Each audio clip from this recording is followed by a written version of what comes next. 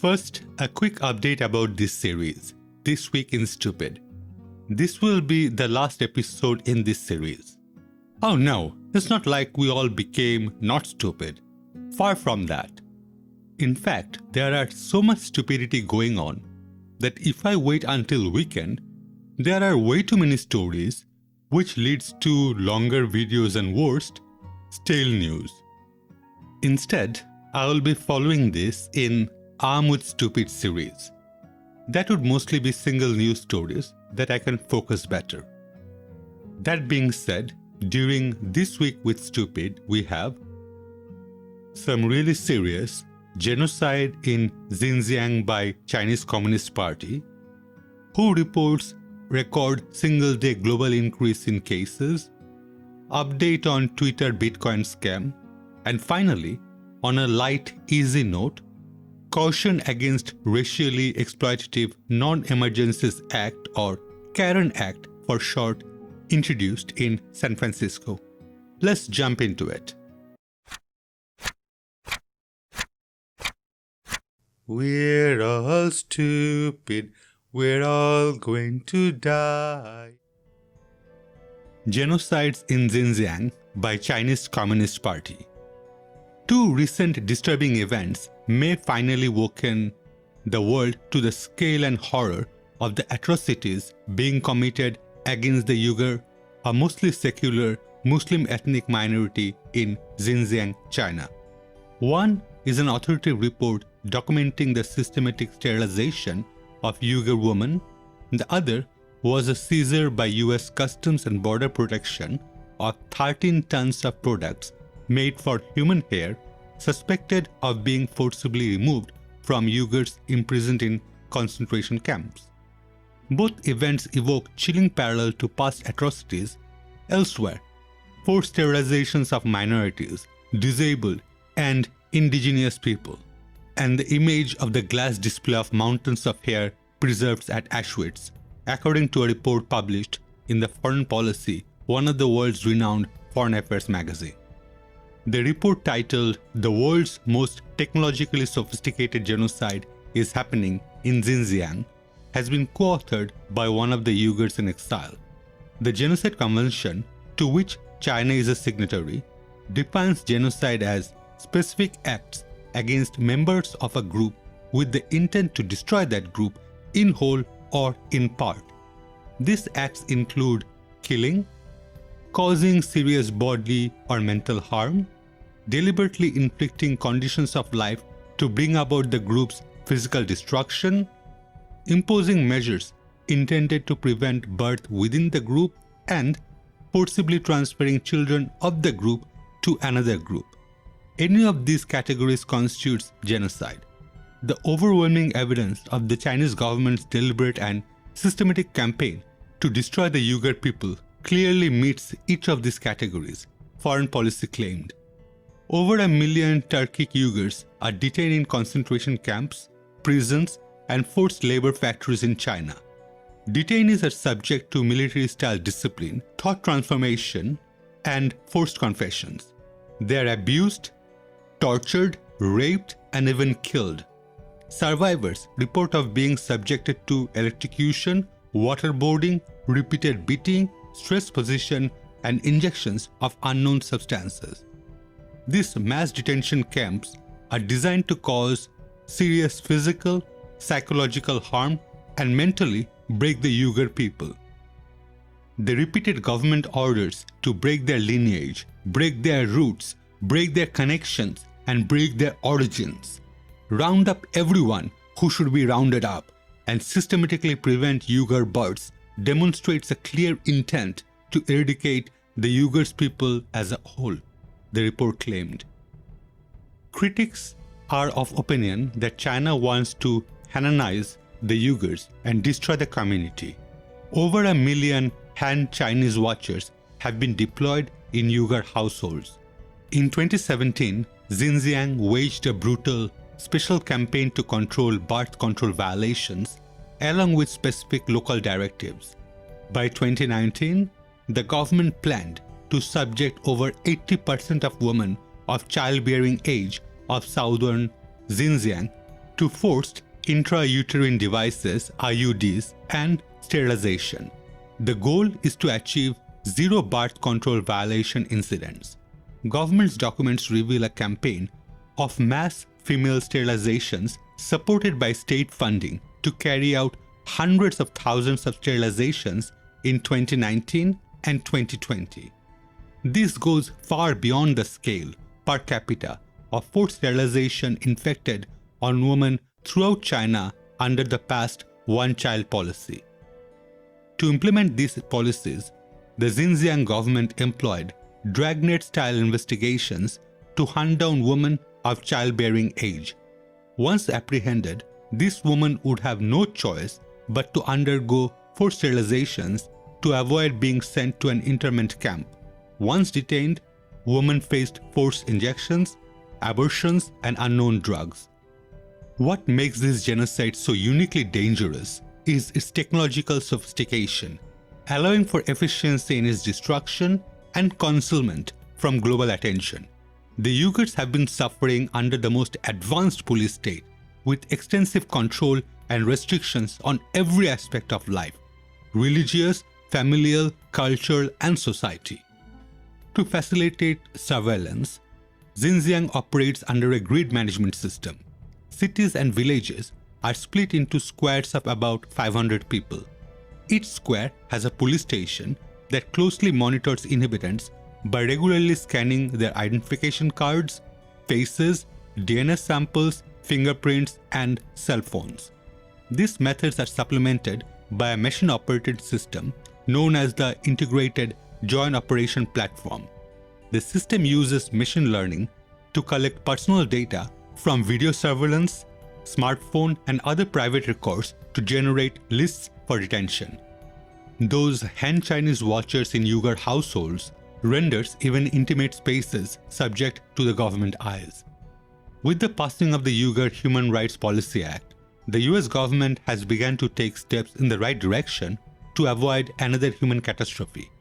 78 members of Congress have followed up with a call for the administration to impose Magnitsky sanction on the responsible Chinese officials and issue a formal declaration of the atrocity crimes, including genocide.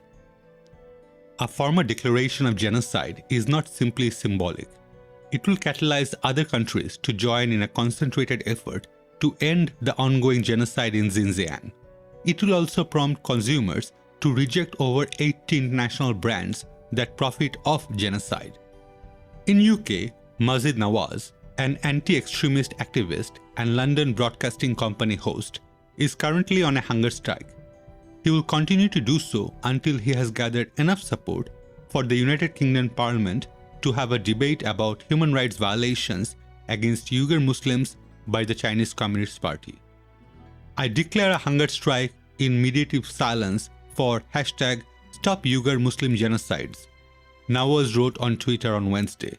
In protest against CCP enslavements, rape and harvesting my Uyghur Muslims, Falun Gong, Buddhist or Christian Brethren's organs, I'm on hunger strike until the UK Parliament agrees to formally debate acknowledgement of the Uyghur genocide.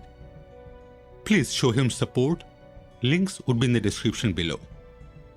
In our modern lifestyle, well, we care more about globalized supply chains, cheap labor, and greed than fairness and respect for fundamental human rights.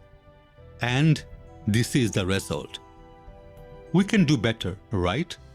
Can we please be better?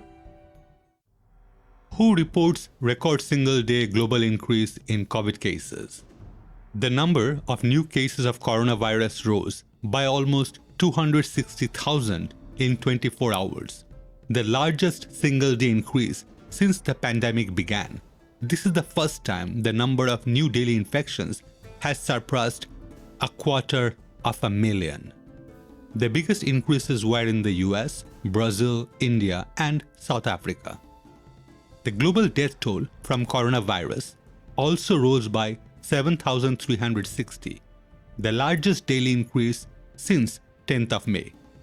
The total number of confirmed cases of coronavirus passed 14 million on Saturday, with over 600,000 recorded deaths according to the tally kept by US-based Johns Hopkins University. Cases are surging in several US states, particularly in southern states that were initially reluctant to enforce lockdowns or mandate the wearing of masks. Florida, Texas, and Arizona have seen particularly high surges. Florida is currently the epicenter of the US epidemic. The state recorded more than 10,000 new infections and 90 more deaths on Saturday, bringing its total number of cases more than 337,000 and its death toll to more than 5,000.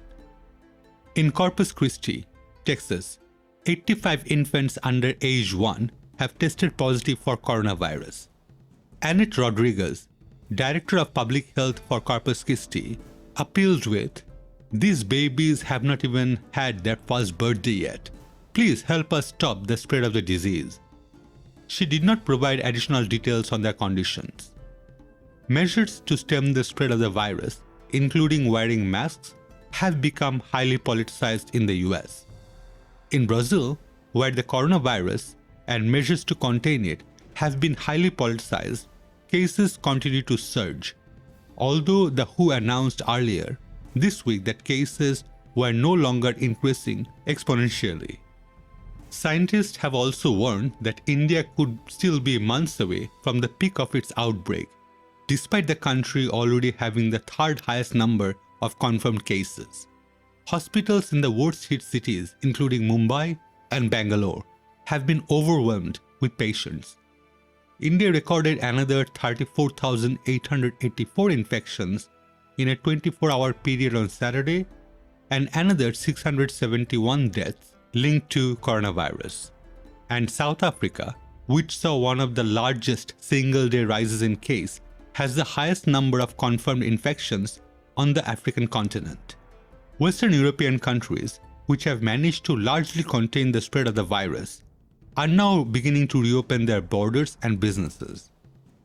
However, there are localized surges across Spain, the worst being in the country's northeastern Catalonia region, that has again recorded a daily increase in confirmed cases of more than 1,000, and about 4 million people in the Barcelona, La Noguera, and El Sergi have been ordered to stay at home for 15 days.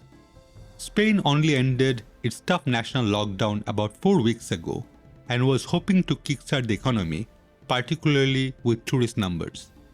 Neighboring France is now considering closing borders with Spain in response to the surge. On Saturday, discussions in Brussels over a huge post-coronavirus economic recovery plan ground on. Some frugal northern nations like the Netherlands and Sweden have backed at the €750 billion package, arguing it should be loans, not grants. A revised plan would tone down the level of grants, but there appears to be a long way to go. The talks are now going into a third day on Sunday. Earlier this week, many prominent Twitter accounts were hacked. These accounts send out DMs that they would double any Bitcoin amount you would send to a particular Bitcoin address. Somehow, way too many people fell for this scam, and in total, over £80,000 were transferred to that address. I have already made a video on this event, and you will find it in my channel. Since then, Senator Josh Hawley drafted a letter to Twitter CEO Jack Dorsey, calling for answers to questions about the scope of the breach, the possibility of personal data loss as a result of the breach, and the sorts of protections Twitter has in place to prevent system-level hacks. Dorsey has not publicly responded to these questions. Beyond individual members of government, Twitter also faces heightened scrutiny from trade regulators and governing bodies.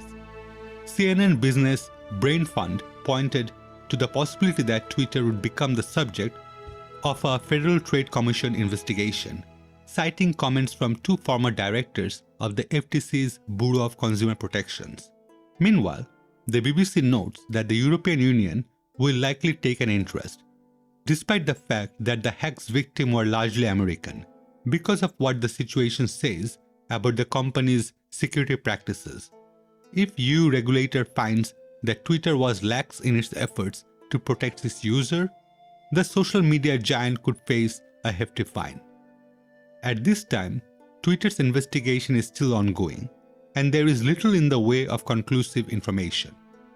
The guess so far is maybe an employee got compromised and then used Twitter's internal tools to change account contact and then reset the password. This would then allow the contact to change the password and access the account. It is worth noting, however, that one source claims that a Twitter rep did all the work for the hackers, suggesting a level of cooperation that isn't directly addressed in Twitter's statement. Two San Francisco lawmakers have proposed a bill which would make it a hate crime to call 911 to file a false report against a person of color. Shamam Walton and Matt Haney, who both serve on the city's Board of Supervisors, announced their plans to push through the legislation on Tuesday. The pair have called their proposal the Caution Against Racially Exploitative Non-Emergencies Act, or the Karen Act. The acronym is a play on the name Karen, which has recently been used as a slang term for a white woman who is perceived to be entitled, demanding, or racist. While filing a false police report is already a crime, the Karen Act would add a hate crime extension to the offense, according to the Daily Beast. In the past 2 months, there have been a number of high-profile incidents involving so-called Karens calling the cops on people of color and accuse them of bogus offenses. Racially motivated 911 calls aren't a new occurrences across the country, in spite of a recent uptick following the death of George Floyd, an unarmed black man killed in police custody. Just a few weeks ago, a white hotel employee in North Carolina called the police on a guest, a black woman and her children, who were using the hotel's swimming pool. And in May, a white woman called 911 on a black man who was birdwatching in New York's Central Park. Bonta said the intent of AB 1550 isn't to discourage Californians in real danger from calling 911. Currently, there is immunity from civil defamation lawsuit for reporting a crime.